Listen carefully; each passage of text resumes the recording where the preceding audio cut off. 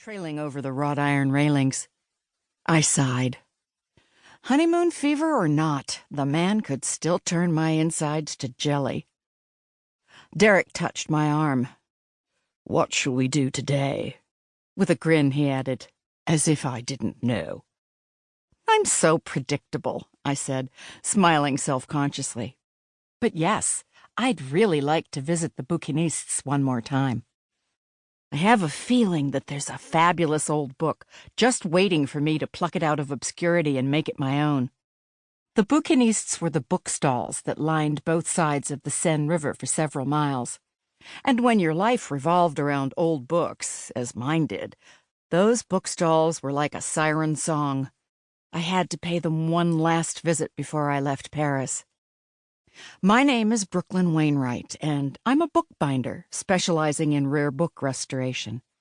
I considered the bookstalls my own version of panning for gold. "I'm in the mood to do some browsing as well," Derek said, his normally clipped British accent sounding sexy and mellow in the morning sunlight. "Perhaps I can find more of those tacky souvenirs you discovered. I'd like to bring some back to the office." "Ooh, good idea.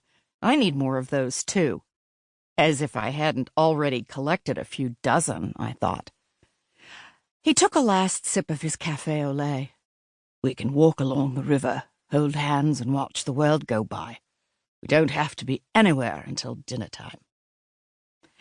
That sounds wonderful.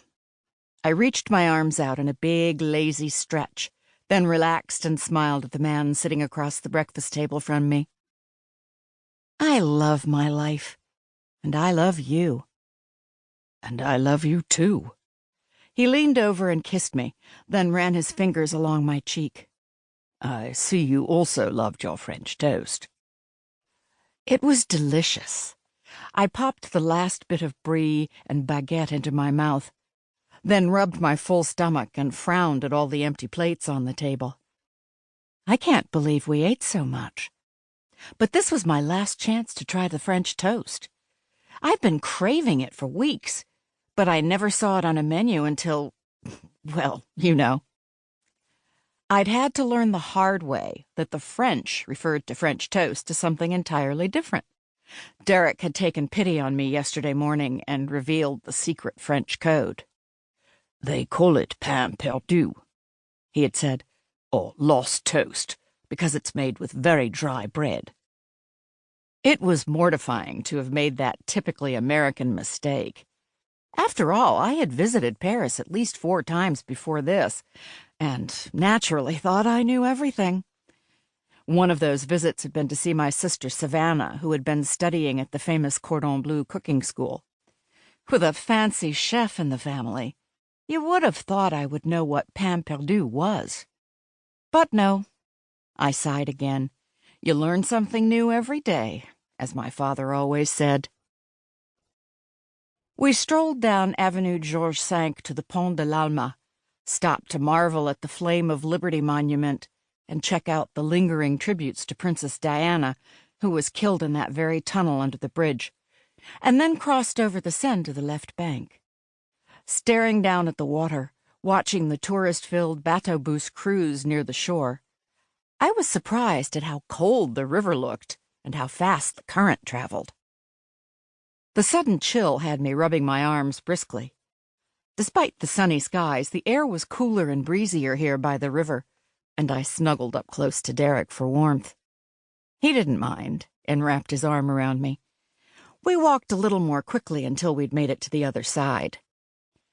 We ambled along for another mile, maybe 2, gazing at shop windows and chatting easily about everything we had seen and done over the past 3 weeks. We had originally planned to spend only 2 weeks away, but as friends and family learned of our honeymoon destination, we began receiving requests to run an errand here, or pick up or deliver an item there, or look up someone of importance elsewhere. 1 or 2 requests turned into 4 or 5. But only if we had time, everyone insisted. Only if we were in the area. No big deal. Except several of the requests turned out to be quite a big deal. So we extended the trip for a week. I couldn't say that I minded.